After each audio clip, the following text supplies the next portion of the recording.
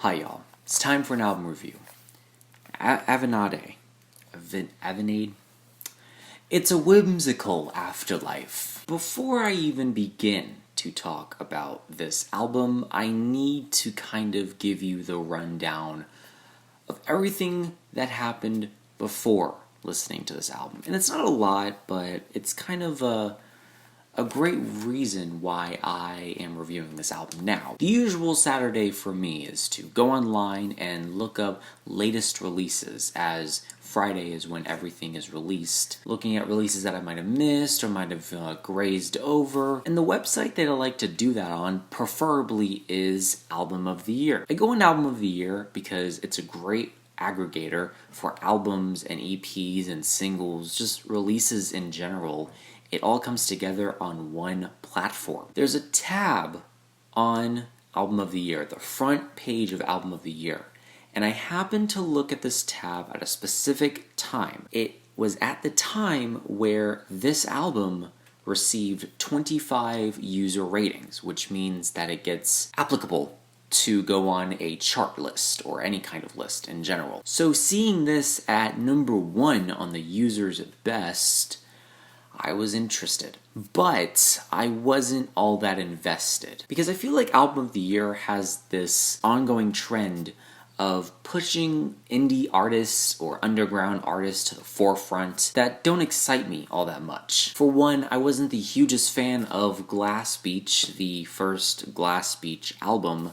While I thought it was an interesting album and a stepping stone for the band, I still thought they had a lot of kinks in their formula. And one of the latest to kind of do it is Mavi, who I just cannot get out of my head the Earl Sweatshirt protege tag that I'm probably the only one that puts on him. He just reminds me so much of Earl Sweatshirt. It just hinders me from enjoying his music. So going into this album, it's a whimsical afterlife. I had no expectation. All I know is that it was a post-hardcore noise rock album, and if you know my takes on noise rock, I'm not the hugest fan of noise rock. So this really doesn't add up in the right way, shape, or form. Going into this, I'm like, am I even gonna enjoy this? Because if I don't enjoy it, I'm just not gonna review it. But if you took anything away from the last statement I just said, you might have inferred that if I don't enjoy it, I don't review it. And I'm reviewing it.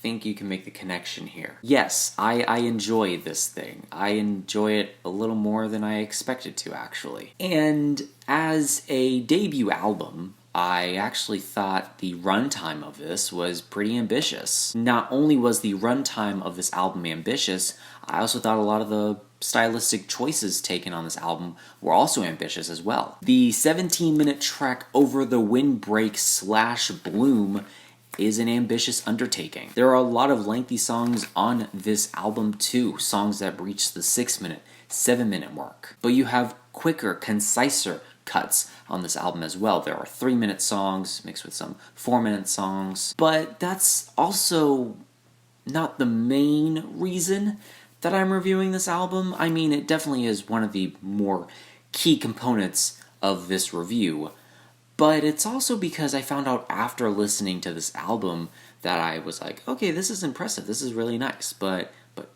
who is this band? Who is this group? Who is this? Who is Avenade? Avenade? I don't know. I don't know how to pronounce it. I'm gonna say Avenade because it sounds a little cooler to me, but nevertheless, if it's Avenade, I apologize. But I actually found out, reading a review on Album of the Year, that the mastermind behind this release was actually one of the users on the website. So with that in mind, without this unnoticed bias of I don't know who's behind this, I don't know what's this, I find it more interesting. I even appreciate it more because of how it is. If I really had no context of what this was, I would have just initially thought, yes, it's a good project, but its low fidelity recording kind of hinders me from enjoying it all that much. Again, still a good project, but now that I know that someone actually worked on this meticulously, I believe just one person, I think its low fidelity actually benefits it in some way, shape, or form. However, this low fidelity recording also kind of acts as a double-edged sword sometimes, as some of the songs on here sound a little too loud, a little too abrasive. Clipping, in a sense, where sometimes clipping on this album is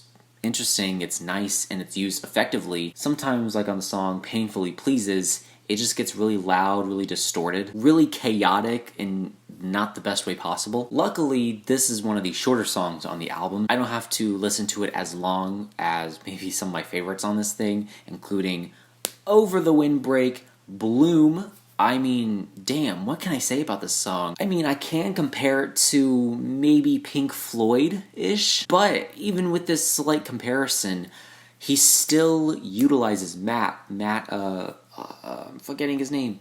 Oh my gosh. Matt Hawkins, who does vocals, guitar, bass guitar, drum programming, songwriter, producer, engineer, mixing, mastering. Oh my god. But back to the music on this thing. I find it impressive that one man can do all of this. A lot of the songs on here surprised me in such a way that they didn't follow a formula. Like there was no set formula for this album. If there's one thing about albums that I can appreciate, I can enjoy, is that when they utilize a formula to a masterful degree. They can use a formula, a tried and true formula, maybe like on a trap record, where they utilize this formula in the best way possible, and they make banger after banger after banger. However, this is a post-hardcore noise rock album, so really the only formula that I can think of is just like noise and drums and guitars. Maybe it's my bias against noise rock that makes me dislike a lot of what's in the genre. But again, going into this, trust me guys, I went into this thing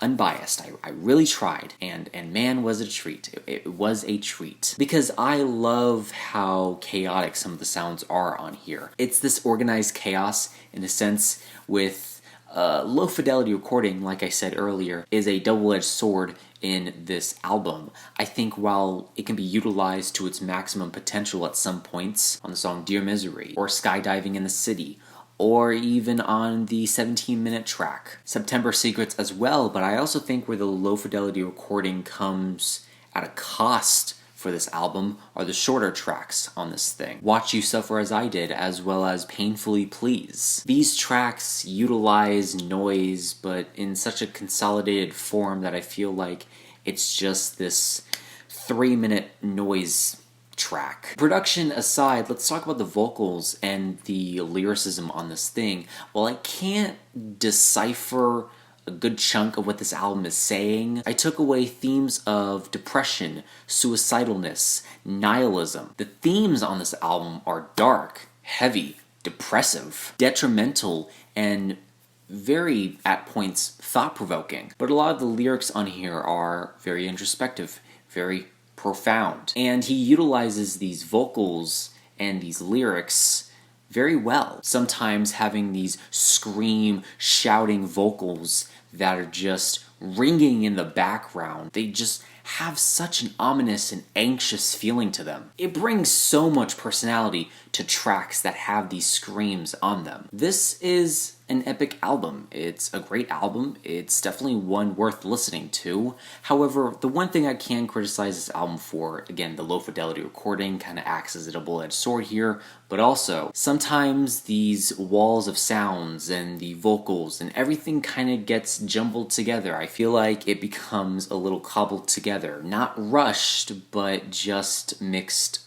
improperly, as they kind of bleed into one another in not really the most satisfying way. Again, I'll point to the track Painfully Please, that really, again, not my favorite song on the album. It definitely has its flaws. I think a lot of what's on this song embodies the flaws of this entire record. Points here and there really can be traced back to this song in particular. However, I still love the track Over the Windbreak / Bloom.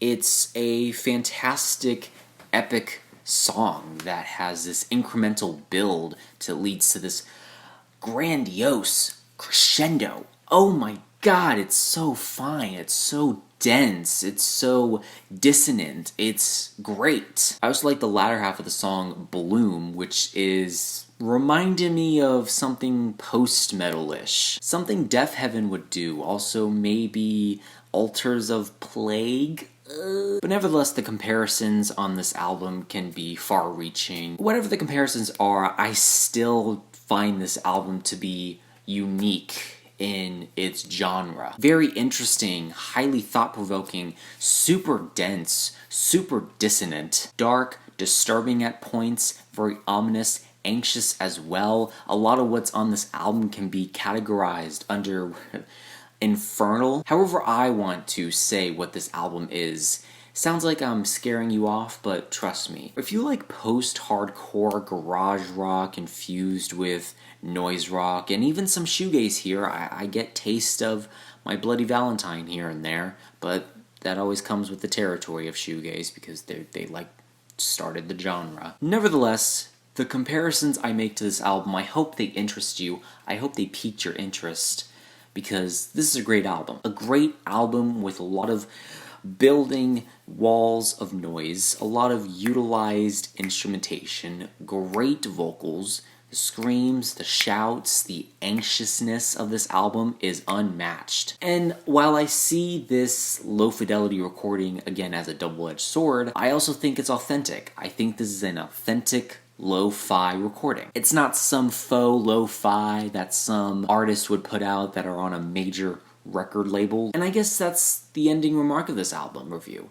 It's a genuine project. I genuinely feel intrigued. It's a visceral album. It's fantastic, nevertheless. With my criticisms being that sometimes the noises bleed in a little too much, and I wish sometimes maybe the vocals were a little more present. I definitely think drums on this album can be utilized just a little more. Just a little more. They could have a good punch to them. I want a good punch to the drums. I've praised this album enough, but still, listen to it. So, I'll give, I don't know how to pronounce this, Avenade. I'll give It's a Whimsical Afterlife a solid, very strong B+. It's a great album. Listen to it. Outro. Thank you so much for watching. I hope you enjoyed. Let me know your thoughts and opinions on this album down below. Let me know what albums you want me to review next, and that is it. Leave a like, comment, share, do whatever you want. Let me know how I can improve future videos down below, and remember, this is only my opinion, because music is subjective.